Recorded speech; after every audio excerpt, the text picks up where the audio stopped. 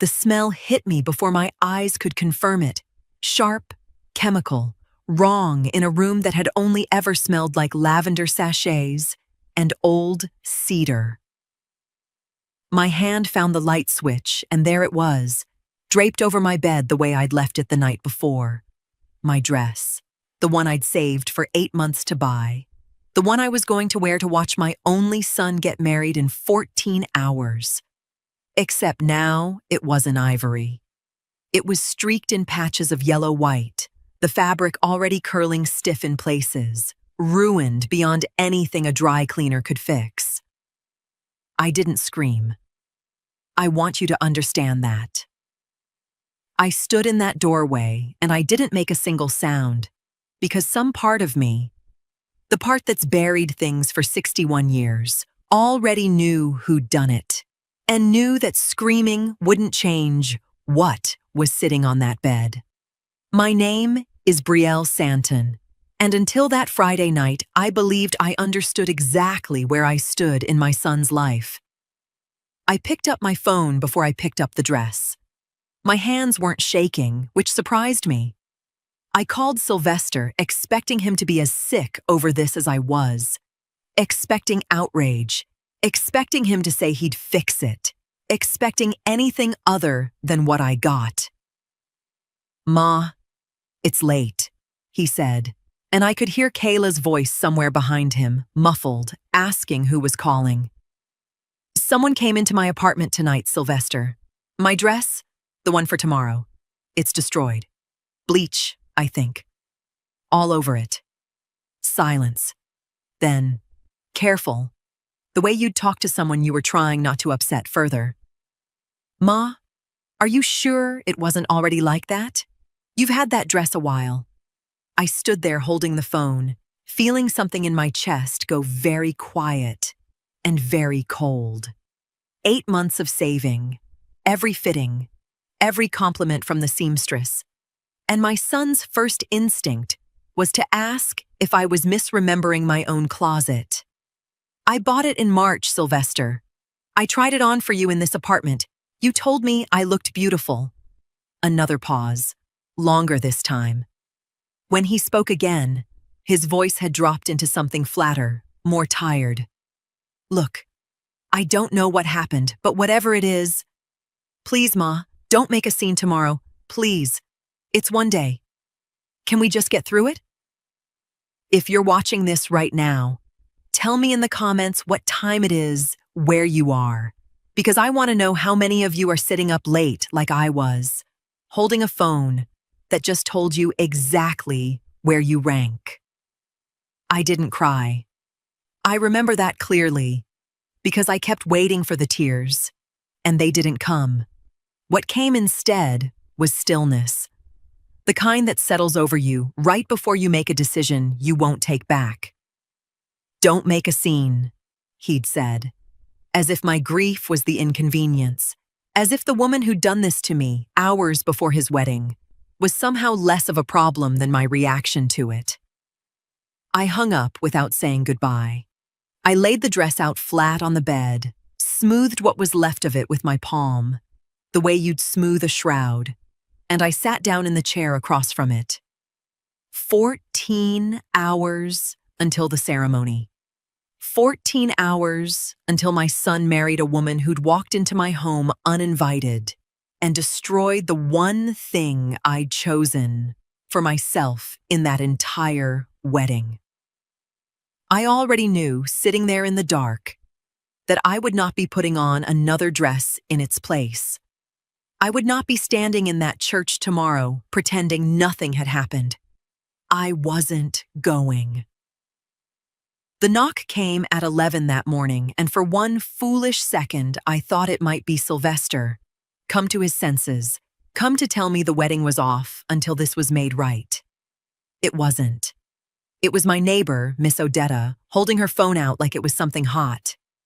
"Brielle, baby, I think you need to see this. My daughter's over there. She sent me pictures." I took the phone. There it was, right there on the screen. My son standing at the altar of greater faith, Kayla Mott beside him in white, the pews full of people I'd known for 20 years, and one empty chair in the second row, front side, right where mine would have been. Someone had even put a small card on it. I couldn't read what it said from the photo, but I didn't need to.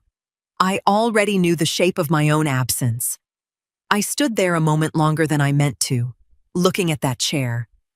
I could see the whole scene without needing another photo. The organ music I'd already picked out with Sylvester back when he still asked my opinion on things. The smell of the lilies I knew Greater Faith always used. The particular hush that falls over a sanctuary right before a bride comes down the aisle. I'd pictured myself in that second row for months, rehearsing in my mind how I'd hold my face when I saw my son's eyes find his bride.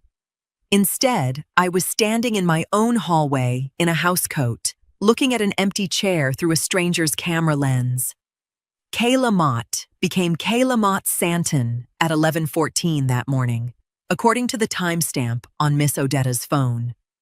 I remember thinking how strange it was that a piece of paper and a few sentences in front of a pastor could hand a woman my son's name.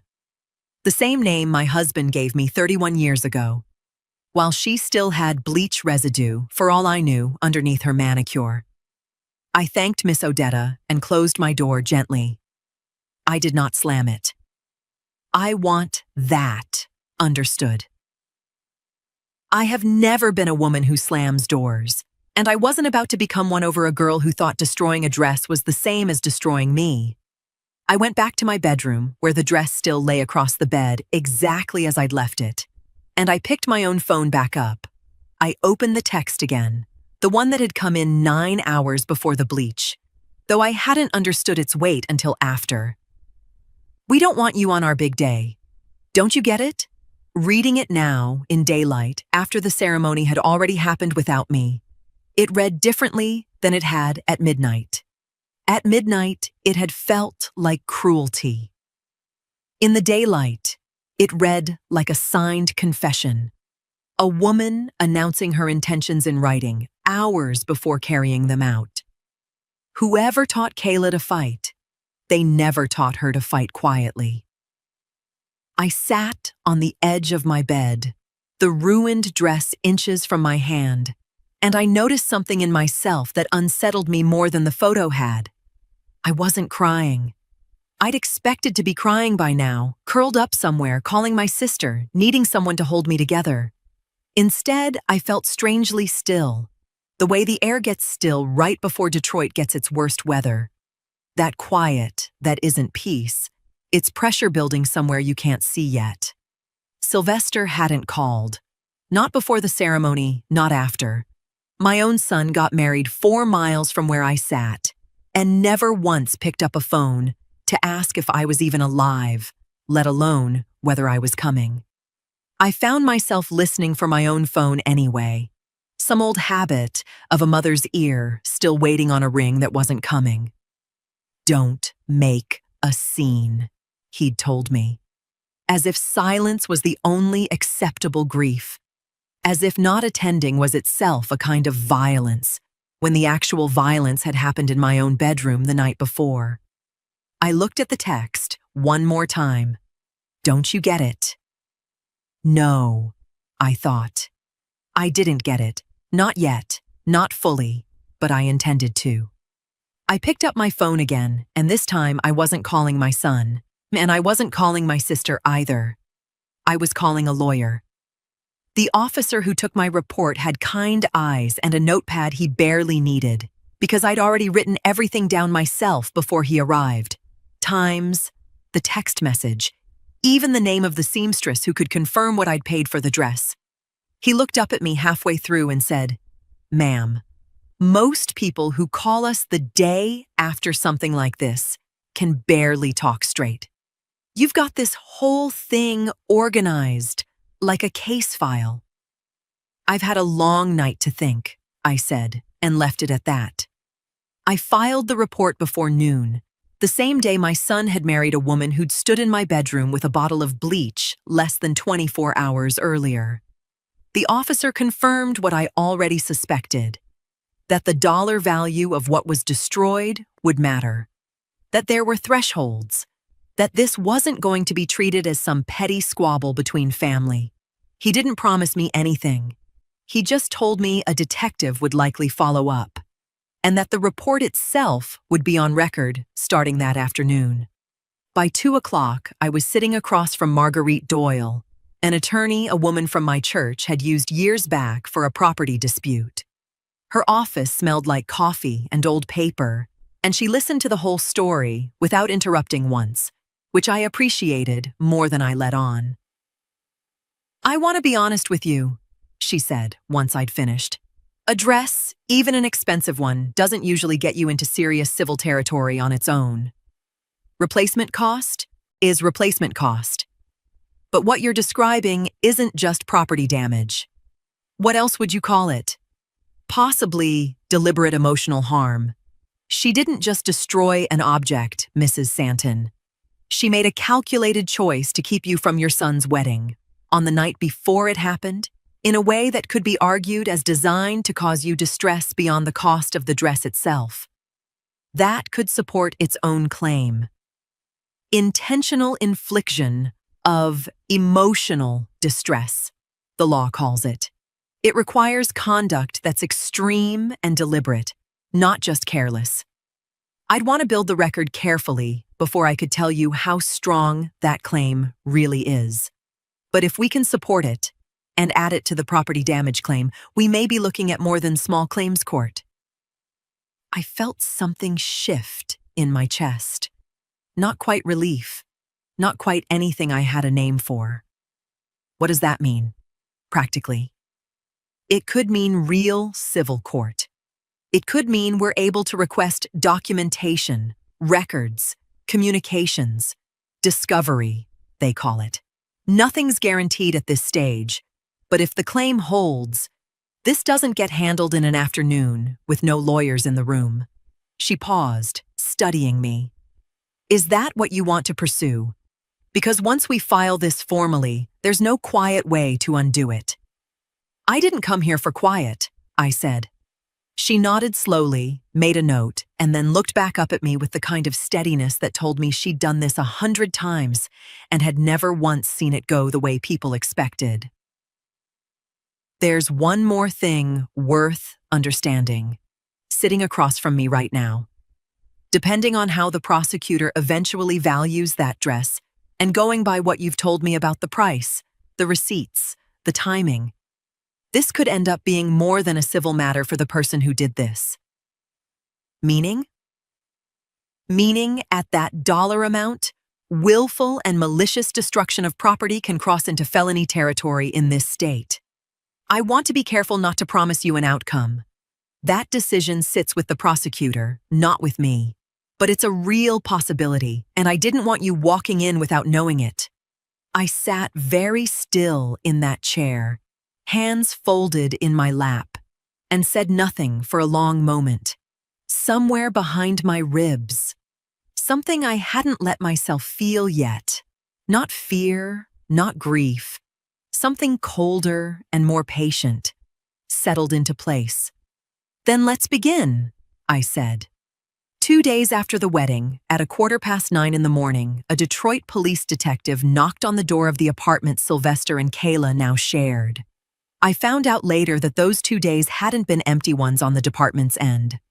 The detective assigned to my report had spent that time pulling the building's security footage from the night of the incident, confirming with the front desk who'd signed in and out, and cross-checking the timeline against the seamstress's receipt before ever making a call to anyone.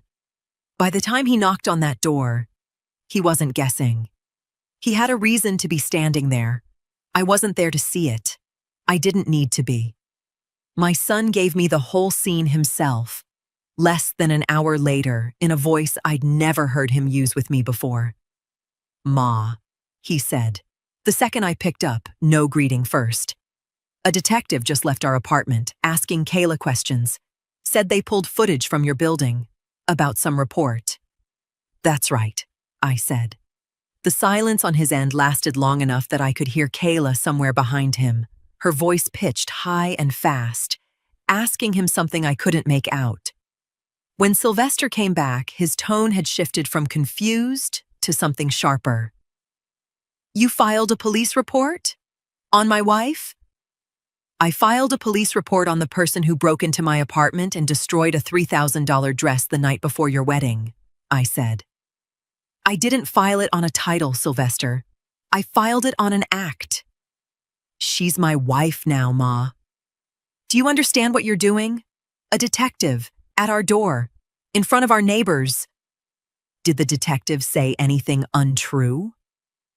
That stopped him again. I let it sit there, uncorrected, because I've learned that silence does more work than argument ever could. "You could have called me," he finally said. "You could have handled this like family. Instead, you go straight to the police, like we're strangers to you." "I called you first, Sylvester. The night it happened. Do you remember what you told me?" Didn't answer that either. "You told me not to make a scene," I said. "So I didn't make one.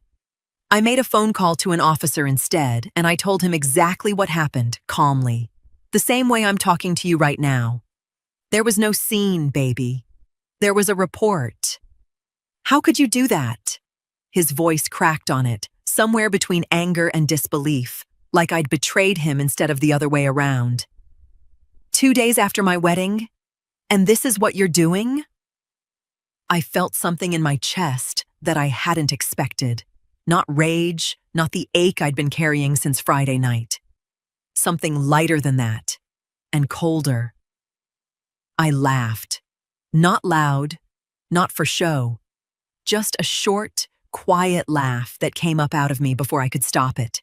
Because the question itself was so far from the truth of things that it almost sounded like a joke. "How could I do that?" I repeated, tasting the words. "Sylvester, I haven't done anything yet." "What is that supposed to mean?" I looked at the dress, still folded now in a garment bag on my closet shelf, evidence instead of memory. And I thought about Marguerite Doyle's voice yesterday afternoon, calm and careful, laying out exactly what might come next: the civil filing, the possible damages, the felony threshold that had made me go still in her office. None of that had happened yet. None of it had even started. "It means you should ask your wife what she thought was going to happen," I said, "when she poured bleach on my dress and texted me that you didn't want me there." I ended the call before he could answer. I laughed because I was just getting started. I hadn't opened the safe in the hall closet since the year Cedric died, 4 years back now, and my hands remembered the combination before my mind did. His birthday, backwards, the way he always did things a little sideways, just to see if I'd notice. I noticed. I noticed everything about that man, which was exactly why I'd trusted him to set something up that I barely understood at the time and had never once needed to touch until now. The folder was thicker than I remembered. Trust documents, bank statements, the deed to this apartment, and underneath all of it, in his handwriting, a single sheet I didn't recall ever reading closely. A letter he'd written the same week we signed everything, tucked in like an afterthought. "Brielle, if you're reading this and I'm not there to explain it myself, just know I built this, so you'd never have to ask anybody for anything again. Not our son, not his kids someday, not a bank, nobody. It's yours. Do with it what you need to." I sat down on the closet floor, papers in my lap, and let that settle into me for a minute before I kept going. Cedric was never a sentimental man out loud, but he wrote like one, always had, saved it all for paper instead of speech. I'd forgotten that about him. Grief does that. It flattens a person down to the last hard moment instead of the whole shape of them. I kept reading. The trust wasn't complicated the way I'd feared it might be. He'd made it revocable, which the paperwork explained plainly enough once I slowed down and actually read instead of skimmed, meaning I, as the one who created it, could change it, add to it, take from it, dissolve it altogether anytime I wanted, for any reason, without asking a judge or a lawyer's permission first. Sylvester wasn't just a beneficiary. He was the only beneficiary, which meant every decision about that money had only ever needed one signature: mine. I hadn't touched it in 4 years because there'd been no reason to. Sylvester was doing fine on his own, and I liked it that way. Liked that the money sat there quietly, waiting for some future need, a house down payment, a grandchild's tuition, something built out of love instead of leverage. I thought about Sylvester's voice on the phone the day before, sharp and wounded, asking how I could do this to him. I thought about Kayla, 2 nights before that, standing in my bedroom with a bottle of bleach in her hand, certain that destroying one dress would be the end of it. Neither one of them had asked what else I'd built, before either of them existed to me.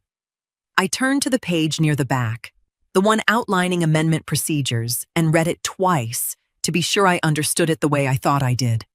No court filing required, no waiting period, no permission needed from Sylvester, from Kayla, from anyone at all. Just my signature, notarized, and it would be done. Clean, quiet, final. I sat there on that closet floor a long while, Cedric's letter still open on my knee, and felt something settle in me that wasn't anger anymore. It was clarity. I folded the letter back along its worn crease, gathered the trust documents into a neat stack, and reached for my phone to call the one person who could tell me exactly how fast this could move. Estate attorney Willa Okafor's office was 3 floors above a coffee shop on Woodward, and she read through Cedric's trust documents twice before she said a word, which I took as a good sign. Careful people usually read things twice. "This is clean," she said finally. "Well drafted. Whoever helped your husband set this up knew what they were doing." She looked up at me over her glasses. "You understand what you're asking for, Mrs. Santon. You want to remove your son as sole beneficiary." "I want to amend it," I said. "Not necessarily strip him to nothing, but I want the option open, and I want it done properly, and I want it done without anyone's permission but mine." "You have that authority. This is a revocable trust. You're the grantor, and the amendment clause is about as broad as I've seen. No waiting period, no requirement to notify beneficiaries in advance, no court involvement needed at all." She paused, and something in the pause told me there was a but coming. "There is one thing you should think through before we file anything." "Go on." "Once you formally amend it and it's notarized and recorded, that becomes the new controlling document. If down the road you decide you want to reverse this, restore him fully, no conditions, you can. It's still revocable, still yours to change again. But every amendment leaves a paper trail. If this ever becomes part of a larger dispute, and given what you've told me about the lawsuit against your daughter-in-law, it's not impossible that Sylvester's attorney tries to argue the timing looks retaliatory rather than considered. Would that argument work?" "No," she said plainly. "You're well within your rights, and the timeline supports you. This isn't some rash overnight decision. You're doing this the same way you're doing everything else, methodically, with counsel. But I'd rather you walk in knowing the shape of any pushback than be surprised by it later." I sat with that a moment. It didn't change anything in me. If anything, it sharpened what I already intended. "Draft it," I said. "Full removal as sole beneficiary, effective immediately upon notarization. I'll decide later whether there's a path back for him. Right now, I want the trust protected from anyone who thinks it's theirs by default." Willa nodded and started making notes, and I watched her handwriting move across the page the same unhurried way Cedric's used to, and something in me ached quietly at that, though I didn't let it show. "How long before this is final?" I asked. "I can have the amendment drafted by tomorrow. You sign, We get it notarized, and I file the updated trust documentation with your bank and any other institutions holding trust assets. Once the bank processes it on their end, it's done. No hearing, no notice period, nothing for anyone to contest before it takes effect. And Sylvester wouldn't need to be informed beforehand. Not by law, no. Some people choose to tell family as a courtesy. You're under no obligation to. I thought about the phone call 2 nights before. How could you do that? And I thought about how little courtesy had been extended to me the night before his wedding, and the night of it, and every day since. I won't be telling him, I said. He'll find out the same way I did, when it's already done. Marguerite Doyle called me at 10:30 that morning, brief and businesslike. Service is complete, she said. The process server delivered the complaint to Kayla directly at the apartment a little after 9. She signed for it herself. How did she take it? That's not really something I can tell you firsthand, but I did have the server note the total damages named in the complaint since I want you prepared in case word travels fast in a family this size. Property damage, plus the emotional distress claim we discussed, brings the total well past what any small claims court could touch. If it holds up, this is filed in General Civil Division. That could mean real discovery, real depositions, further down the line. I thanked her and hung up. And for the rest of that morning, I went about my day the way I'd gone about every day since the wedding. Quietly, deliberately, refusing to let my hands shake over a coffee cup or a grocery list. It was Sylvester who called me that afternoon, and this time his voice wasn't sharp. It was hollowed out, the way a person sounds after they've been standing in a room where something broke, and they're still trying to understand which pieces are theirs to pick up. She got served today, he said. Court papers, with numbers on them, Ma. Big numbers. I know. You know? Of course you know. You're the one who... He stopped himself, breathed. She's been in the bedroom for 2 hours. Won't come out. I knocked. I asked her what she needs, and she just keeps saying, I don't understand. I don't understand what I did. Maybe you should ask her what she did, Sylvester. Plainly. And listen to the answer this time, instead of asking me to be quiet about it. I did ask her. His voice dropped lower, like he didn't want it carrying past his own mouth. She said it was supposed to be simple. Said you'd be upset for a while, and then it would blow over, like every other little thing. She didn't think... She keeps saying she didn't think it would go this far. It went exactly as far as destroying $3,000 of my property and telling me, in writing, that I wasn't welcome at my own son's wedding. I'm not sure what part of that she thought wouldn't have consequences. He didn't answer that. I could hear something in the background, a door opening, Kayla's voice, thin and unsteady, closer to the phone now than before. Is that her? Is that your mother? A ragged breath, words tumbling out on top of each other, not aimed cleanly at either of us. Everybody keeps acting like I did this by myself, like nobody else. She stopped, started again, quieter but no steadier. You act like you didn't. You were right there, Sylvester. You were right there, and you're letting them look at me like I'm the only one. Sylvester's voice, sharp and fast, cutting across hers. Kayla, stop.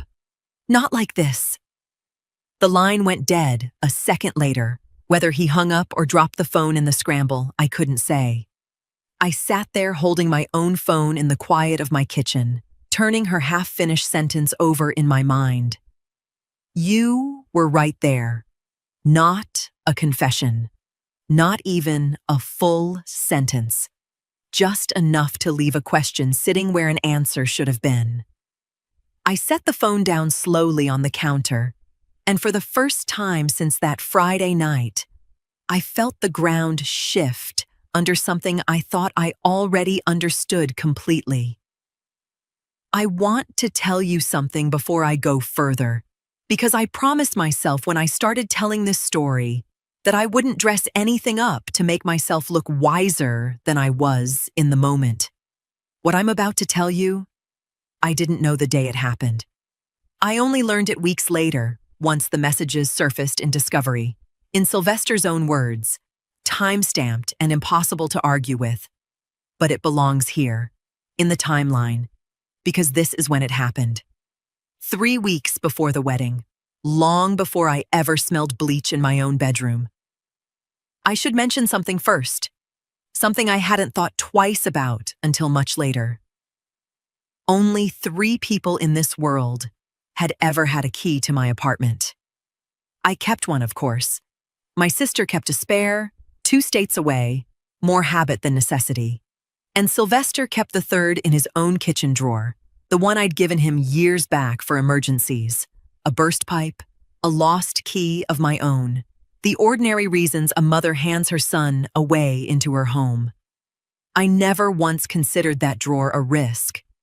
I'd trusted what it meant for so long that it never occurred to me to ask who else might know it was there. Sylvester was sitting in his car outside his own apartment, according to what those messages showed, unable to make himself go inside. Kayla had asked him again that morning whether his mother was really going to be in the front row, and he'd said yes. Of course. The same answer he'd given every time she'd asked in the weeks before. This time, she didn't argue. She went quiet instead, which he'd learned by then was worse. If you really loved me, you'd understand why I can't have her there, she texted him 20 minutes later, while he still sat in that car. You keep choosing her over me, and you don't even see it. He wrote back that he loved them both, that there had to be a way to make the day work for everyone. There isn't, she answered. Either you're building a life with me, or you're still tied to her apron strings. I need to know which one it is before I marry you. He sat with that message a long time. The messages would later show, the reply bubble opening and closing 3 separate times before he finally typed something back. What do you need me to do? Not a question, a surrender. What Kayla asked of him that night wasn't spelled out plainly. Nothing so clean as help me ruin her dress. It was smaller than that, and worse for being smaller. She asked him to make sure his mother's spare key was somewhere Kayla could find it, the one in that kitchen drawer she'd have known about only because he'd told her. She asked him not to mention it, not because it was a secret exactly, but because, in her words, it's easier if you don't know the details. He gave her the key's location 3 days before the wedding. He told himself, the messages showed, that he had no idea what she actually meant to do with it. And maybe that was even true in the narrowest, most legally convenient sense. But he knew enough. He knew his silence was the price of her staying. He knew exactly what kind of woman would ask a man not to know details. And he handed her the key anyway. I wouldn't learn any of this until much later. But Sylvester, sitting in that deposition room with his own attorney weeks after Kayla was served, understood something the moment Marguerite's associate mentioned the word discovery out loud in front of him. He understood that any message he'd ever sent Kayla about that key, about that conversation, about any of it, could resurface, not as gossip, as evidence. He told his attorney, quietly, that he needed to think about what he'd actually said in those texts. Because if his mother's lawyers found them before he remembered exactly what was in them, he wouldn't get to control how it looked. The deposition was held in a conference room on the 9th floor of a building downtown. Glass walls, a long table, and Kayla sitting across from me in a gray blazer that looked borrowed for the occasion. Her attorney sat close beside her, a young man with a legal pad he kept angled so no one else could read it. Marguerite sat to my right. I hadn't expected to be in the room for this part, but she'd told me it was my right to attend, and I'd told her I intended to use it. Mrs. Santon, Marguerite began, and I noticed Kayla flinch slightly at the formality of her own married name spoken like a label instead of a fact. I'd like to enter Exhibit 14 into the record. Her associate slid a folder across the table. Kayla's attorney leaned over, scanned the top page, and I watched something go tight in his jaw before he even looked up. "These are text messages," Marguerite said, "produced through discovery from Ms. Mott's own phone, dated approximately 3 weeks prior to the wedding, between Ms. Mott and Sylvester Santon.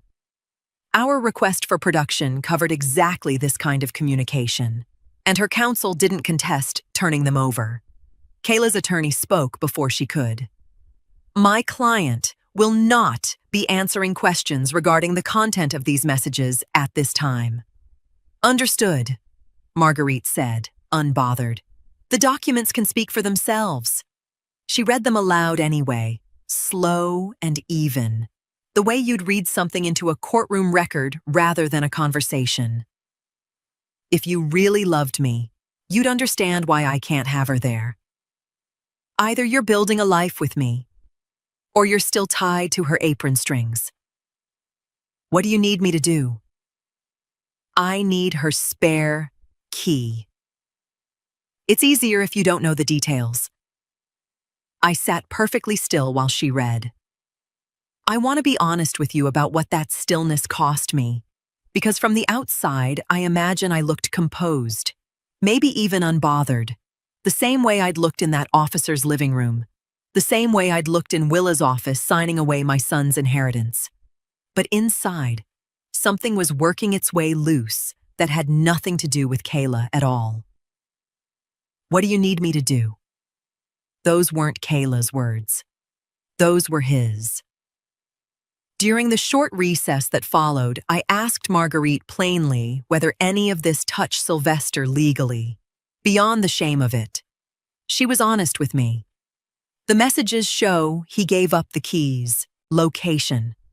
They don't show he knew what she intended to do with it. Without proof, he understood the plan. A prosecutor doesn't have enough for a charge against him.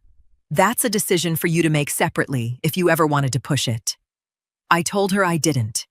Whatever Sylvester owed me, I intended to collect it myself, not through a courtroom.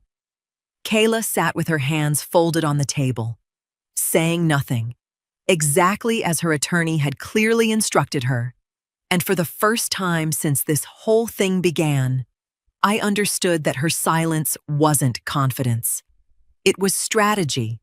The kind of silence a person adopts when speaking would only make things worse for someone she still, apparently, felt some loyalty toward protecting. When Marguerite finally passed me a printed copy of the full exchange, I took it without a word and read it myself, start to finish, in the quiet of the hallway outside that conference room. My son had asked a woman what she needed him to do, and then he had gone home and gotten his own mother's spare key out of a kitchen drawer. And he had told himself, apparently, that not knowing the details meant he wasn't really part of what came next. I folded the papers once, carefully, and held them against my chest for a moment before slipping them into my bag. His own words. Not Kayla's. His. I didn't call Sylvester the day I read those messages. I want you to understand, that wasn't weakness or hesitation. It was restraint, the kind I'd been practicing since the night I found that dress, and I wasn't about to abandon it now just because the wound had moved from my daughter-in-law's hands to my own son's. I went home instead, sat at the small desk in my bedroom where I used to write out bills before everything went digital, and I took out a pad of paper. Not my phone. Paper. Because some things deserve the weight of your own handwriting, not a text that could be deleted or misread in the tone of a stranger's font. I wrote his name at the top. Sylvester.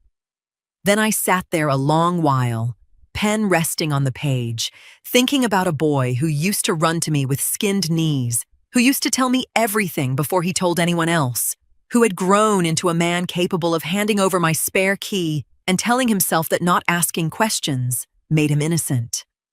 I didn't write about anger. I'd already spent what anger I had, standing in that hallway outside the deposition room. What I wrote instead was plainer than that, and harder, I think. for exactly that reason. I know now what you did. Not what she did, what you did. I read your own words. I'm not asking you to explain them to me because I don't think there's an explanation that changes what's already been read into a legal record. I'm not writing to punish you further. The court will do what it does, and so will I, separately, with the trust, which you'll learn about in its own time. I'm writing because I need you to understand something plainly, the way I should have said things plainly to you your whole life instead of protecting you from hard truths the way I did.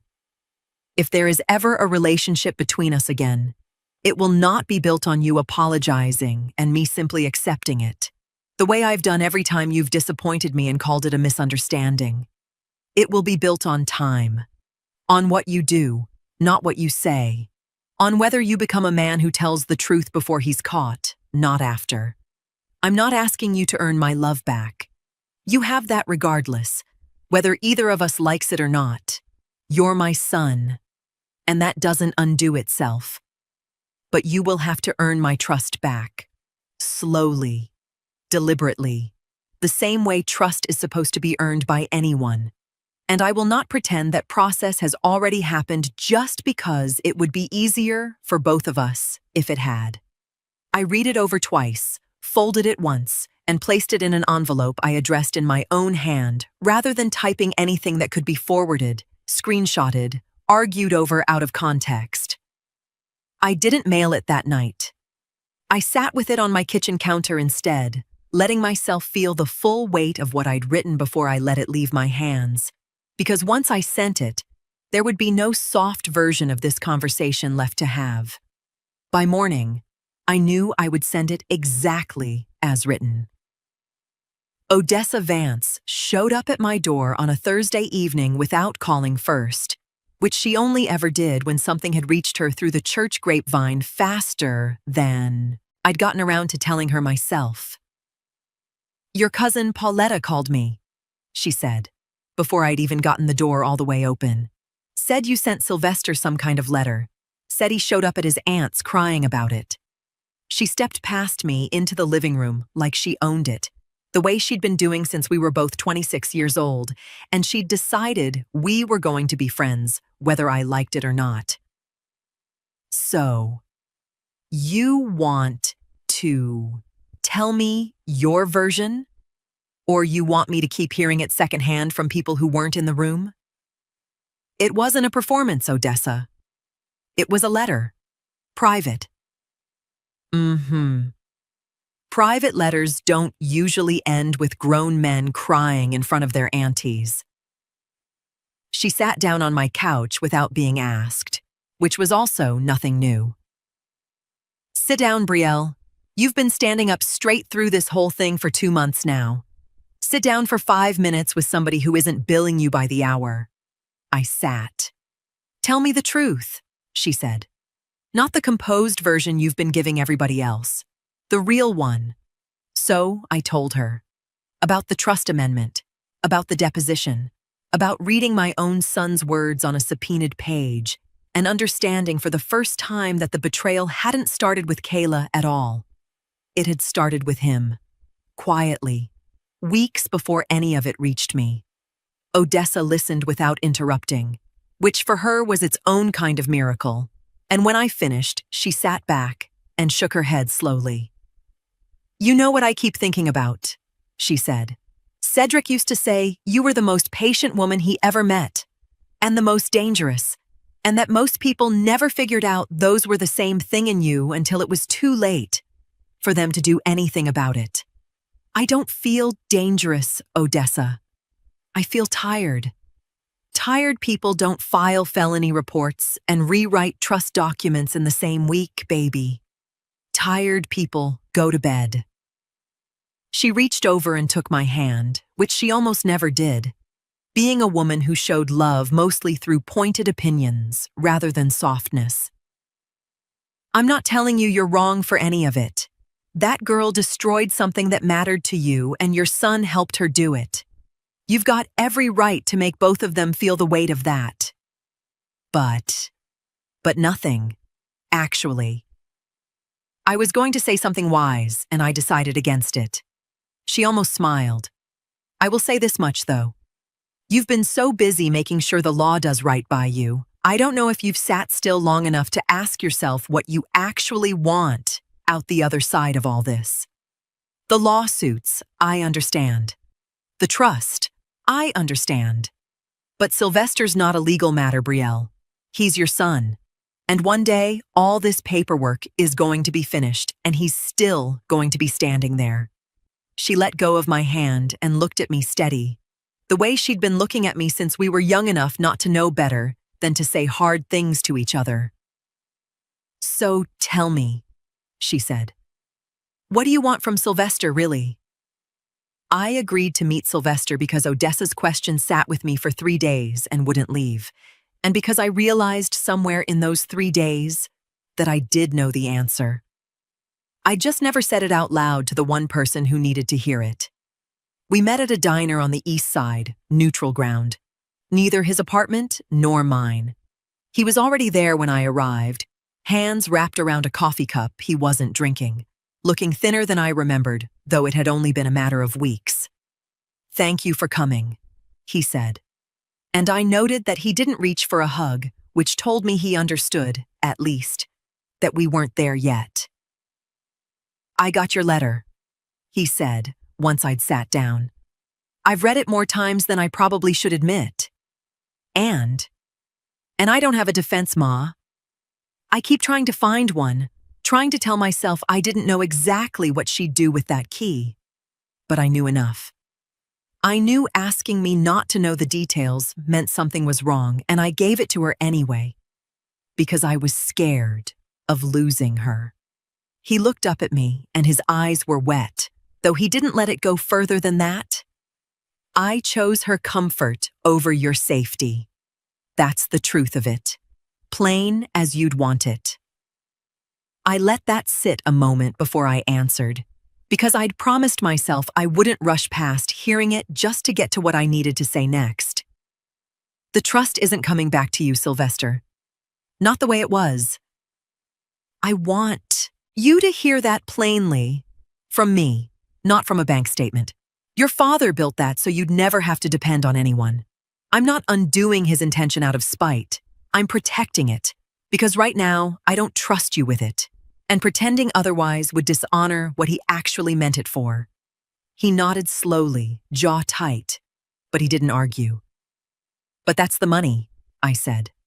That's not you. You're still my son, and I'm not interested in pretending you stopped being that the day I read those messages. I reached across the table, not quite touching his hand, just close enough that he'd understand the gesture without me needing to finish it. If you want a relationship with me going forward, it has to be built different than it was before. Honest, first. Not honest after you've been caught. Consistent. Not just sorry in the moment when it's convenient. I need to see who you are over time, not hear who you wish you'd been in one conversation. I want that, he said.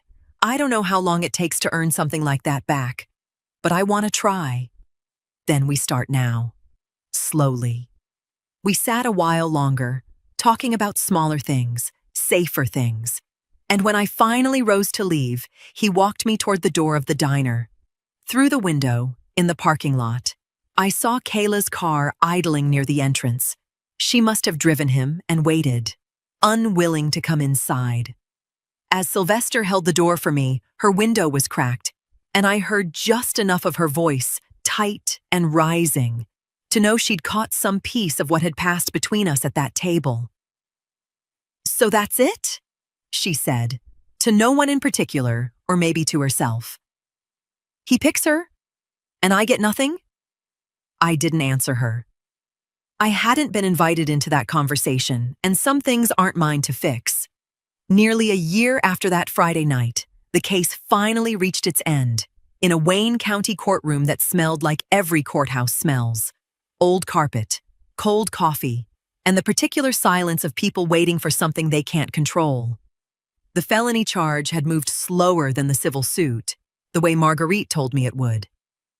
It took weeks just to reach a preliminary examination, where a judge heard enough evidence to decide the case should move forward to circuit court at all. After that came arraignment, then a string of pre-trial hearings pushed back twice. Once because Kayla's attorney requested more time to review the discovery materials. Once because of a scheduling conflict on the court's own calendar. Marguerite warned me early on not to expect a quick resolution, and she was right. Real cases don't move like the ones on television. They move like paperwork, slow and grinding, one continuance at a time. In the end, rather than risk a trial in front of a jury, Kayla's attorney negotiated a plea. Guilty to malicious destruction of property, the felony threshold holding exactly where the dollar amount had placed it back in that first meeting with Marguerite all those months ago. Restitution, probation, a record that would follow her now, the way mine had once followed nothing at all. The civil case settled a few weeks after that. Once the criminal matter was resolved and there was no more reason for either side to keep fighting in two courtrooms at once. The judgment included the replacement cost of the dress and a smaller emotional distress award than Marguerite had originally hoped for. The judge trimmed it back some, noting the claim was real, but the amount requested had been ambitious. Still enough that Kayla would be paying on it for years, structured across a payment plan her attorney negotiated to keep her out of further legal trouble. I sat in the gallery for the sentencing, not because I needed to see her punished with my own eyes, but because I'd promised myself months earlier that I would see every part of this through the way I'd started it, plainly, without hiding from any of it.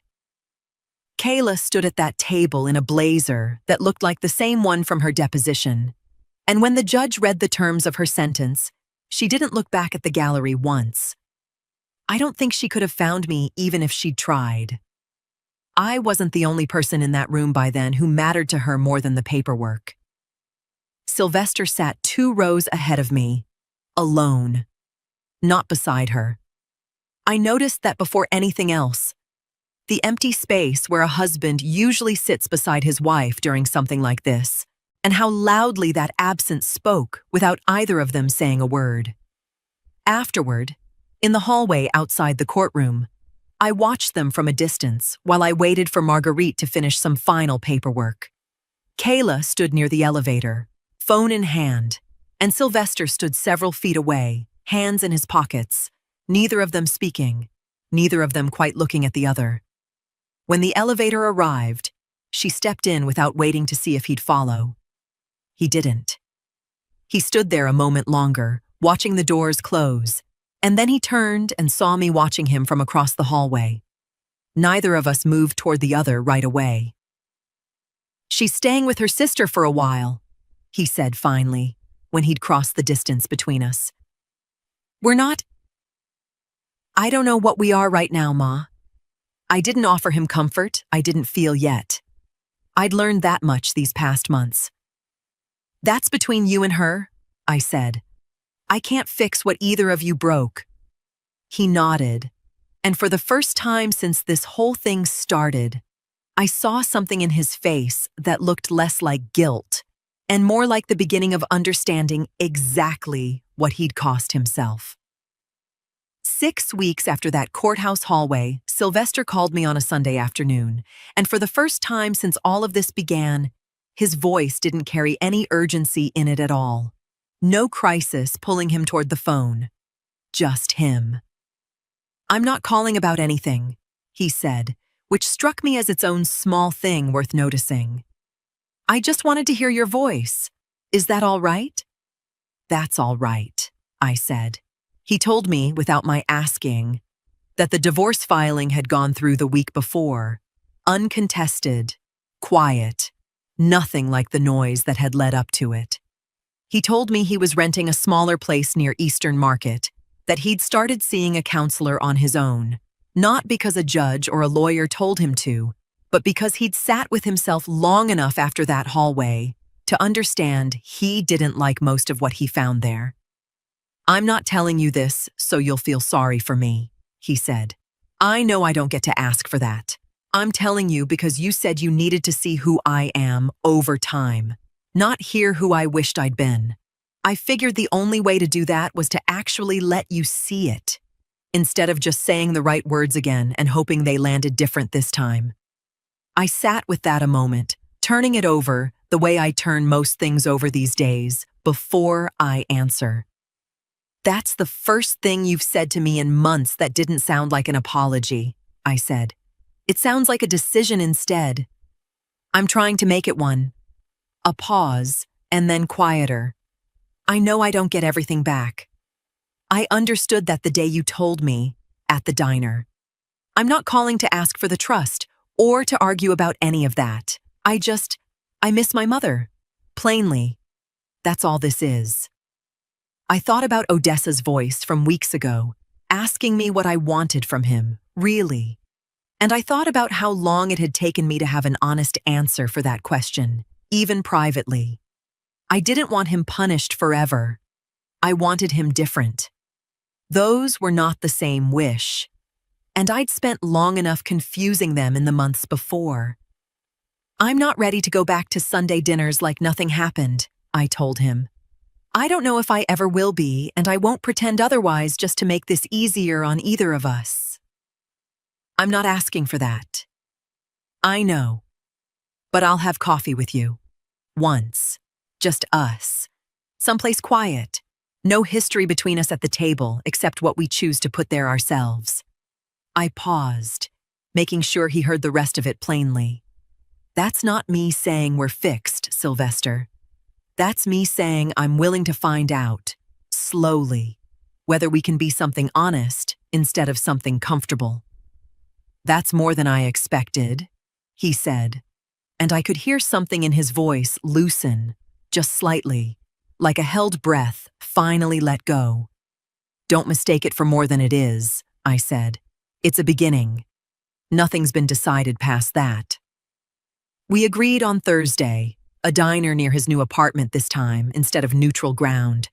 And when I hung up the phone, I sat in my kitchen a long while, feeling something I hadn't let myself feel in months.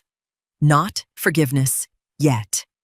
Just the smallest, most cautious kind of hope.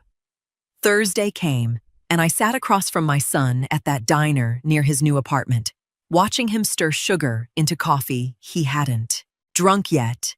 And I thought about how strange it was that a year could hold this much distance and still somehow arrive at a small table with 2 cups between us. I want to tell you something, I said, and I want you to just listen, without trying to fix it or apologize again, because I think we're past the point where either of those things helps. He nodded, hands wrapped around his cup, watching me the way he used to watch me as a boy when he knew something important was coming. Your father built that trust so you'd never have to depend on anyone for your worth, I said.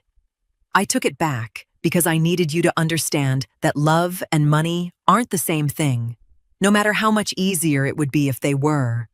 I don't regret that decision, and I want you to hear me say plainly that I'm not going to reverse it.